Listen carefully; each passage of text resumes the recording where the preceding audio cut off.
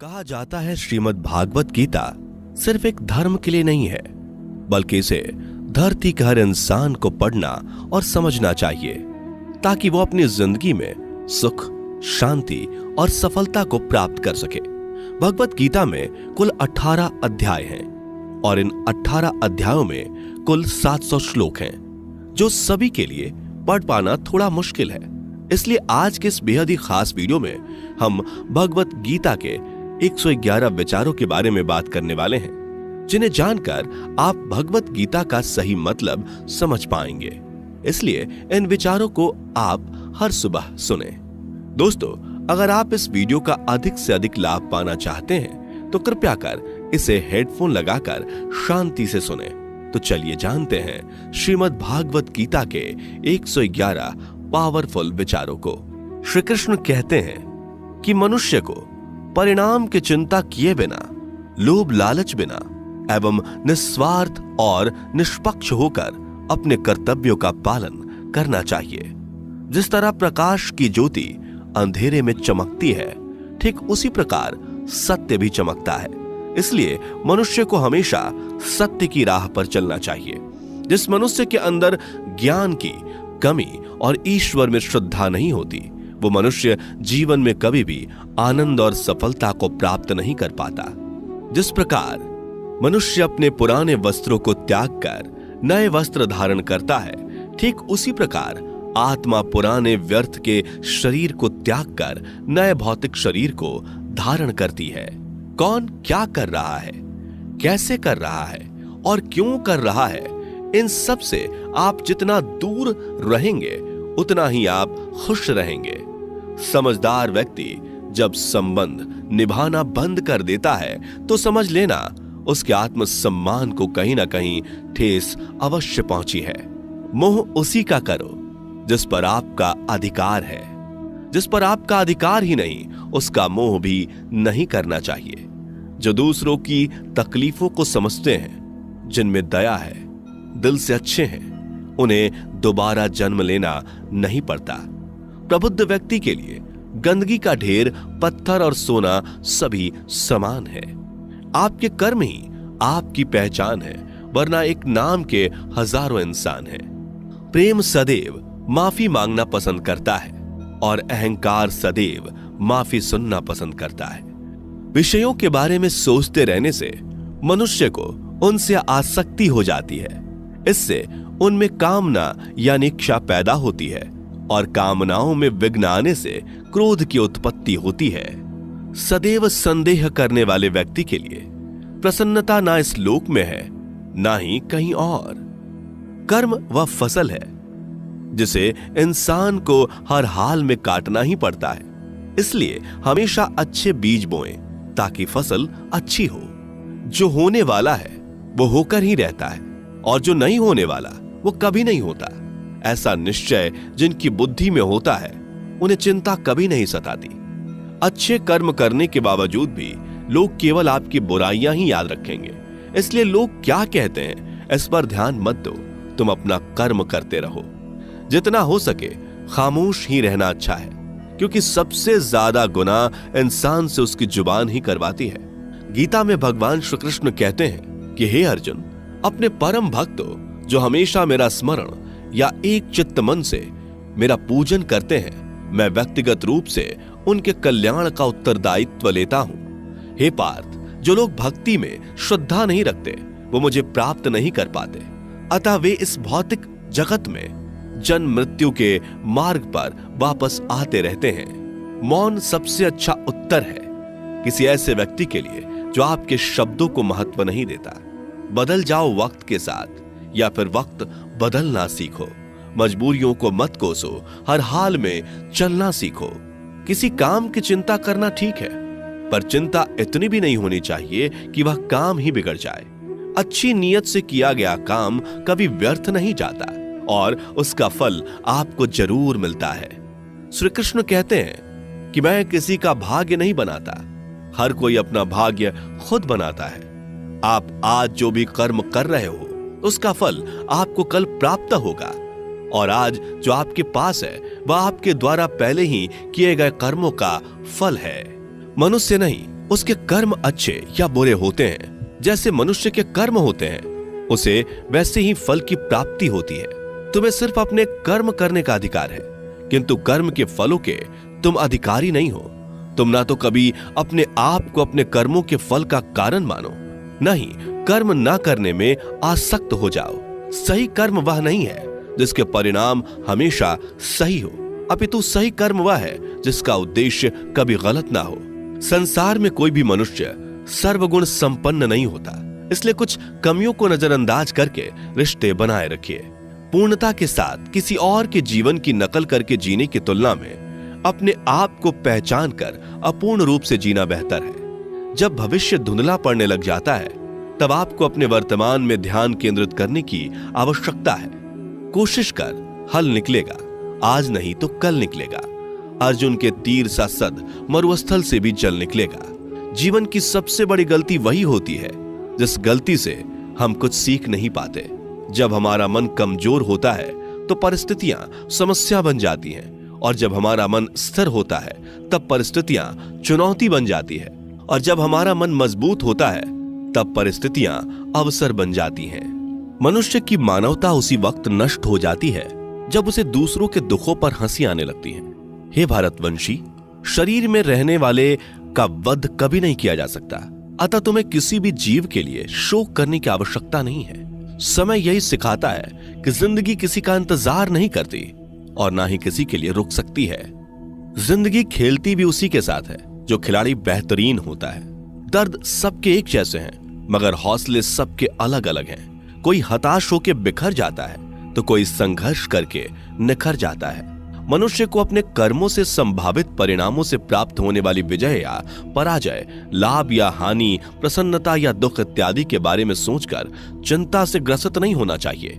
यदि आप अपनी गलतियों से कुछ सीखते हैं तो गलतियां सीढ़ियां हैं, और नहीं सीखते तो गलतियां सागर हैं। निर्णय आपका है, चढ़ना है या डूबना है।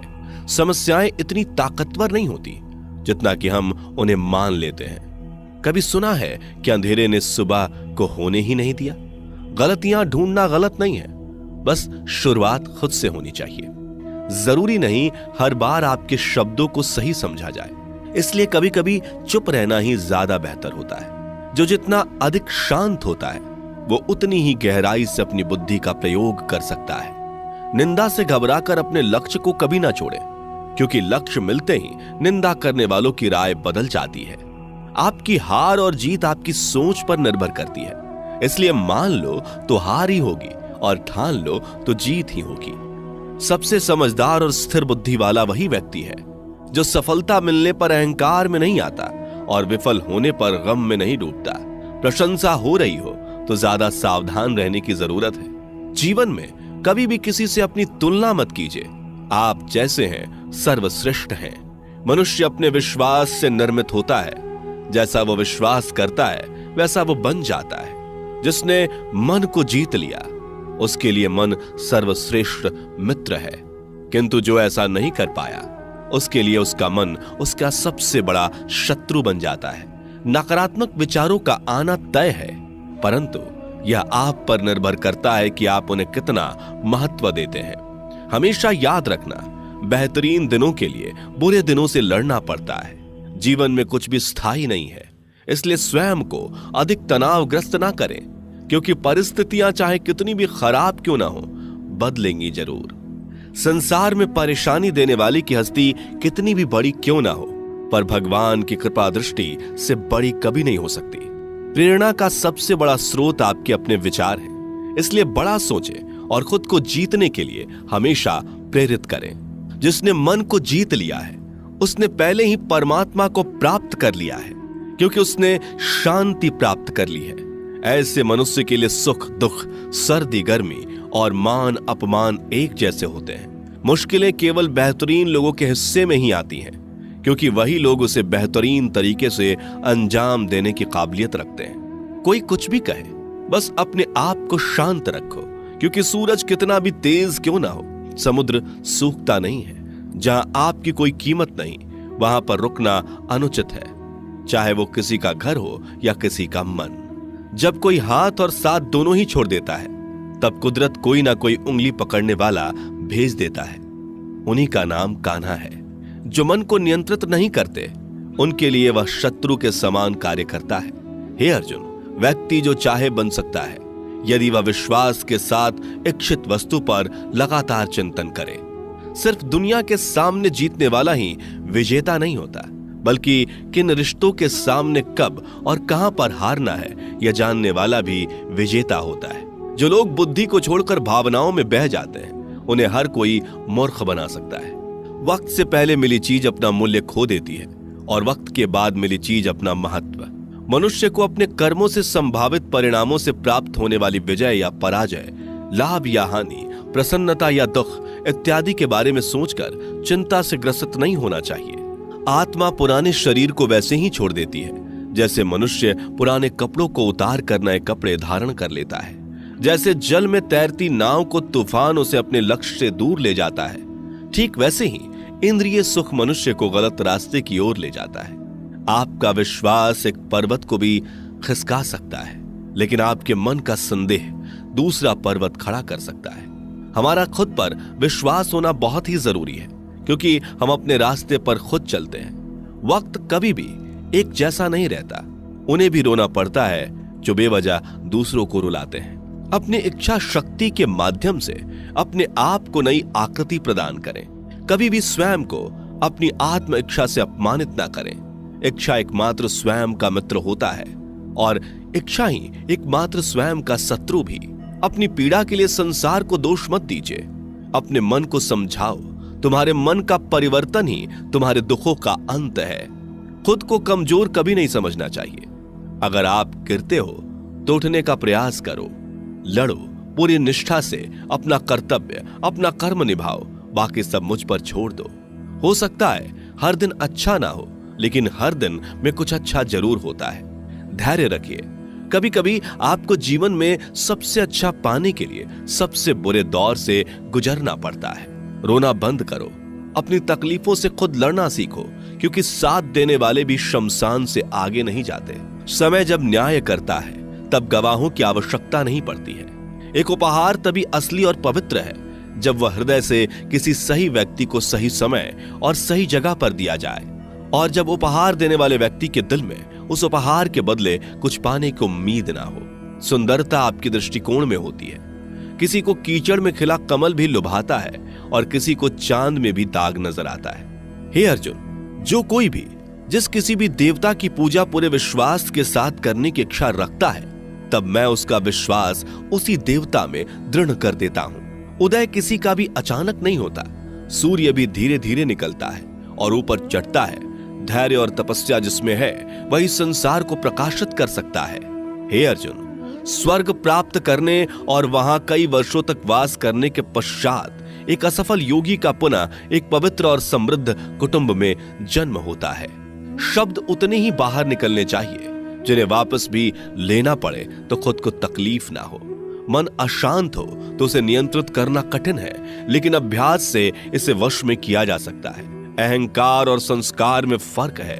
अहंकार दूसरों को झुकाकर खुश होता है, संस्कार स्वयं झुककर खुश होता है। सेवा सबकी करो, मगर आशा किसी से मत रखो, क्योंकि सेवा का सही मूल्य ईश्वर ही दे सकते हैं। जब सत्य की असत्य से लड़ाई होगी तो सत्य अकेला खड़ा होगा और असत्य की फौज लंबी होगी, क्योंकि असत्य के पीछे मूर्खों का झुंड भी होगा। अकेले रहना तुम्हें यह भी सिखाता है कि वास्तव में तुम्हारे पास स्वयं के अलावा और कुछ भी नहीं। जब परिवार के सदस्य अप्रिय लगने लगे और पराये अपने लगने लगे तो समझ लीजिए कि विनाश का समय आरंभ हो गया है। क्रोध आने पर चिल्लाने के लिए ताकत नहीं चाहिए, मगर क्रोध आने पर चुप रहने के लिए खूब ताकत चाहिए होती है। जो आपका है वह आपको मिलकर ही रहेगा, फिर चाहे उसे छीनने के लिए पूरी कायनात एक हो जाए। दो प्रकार के व्यक्ति संसार में स्वर्ग से भी ऊपर स्थित होते हैं। एक वो जो शक्तिशाली होकर भी क्षमा कर देते हैं, और दूसरे वो जो दरिद्र होकर भी कुछ दान करते हैं। प्रेम शरीर या सुंदरता को देखकर नहीं होता, प्रेम हृदय से होता है। जहां दो हृदय मिल जाएं, वहीं प्रेम जन्म लेता है। किसी भी व्यक्ति को अच्छे से जाने बिना दूसरे की बातें सुनकर उसके प्रति कोई धारणा बना लेना मूर्खता है।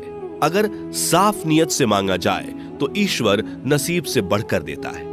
जो हुआ वह अच्छा हुआ, जो हो रहा है वह अच्छा हो रहा है, जो होगा वो भी अच्छा ही होगा।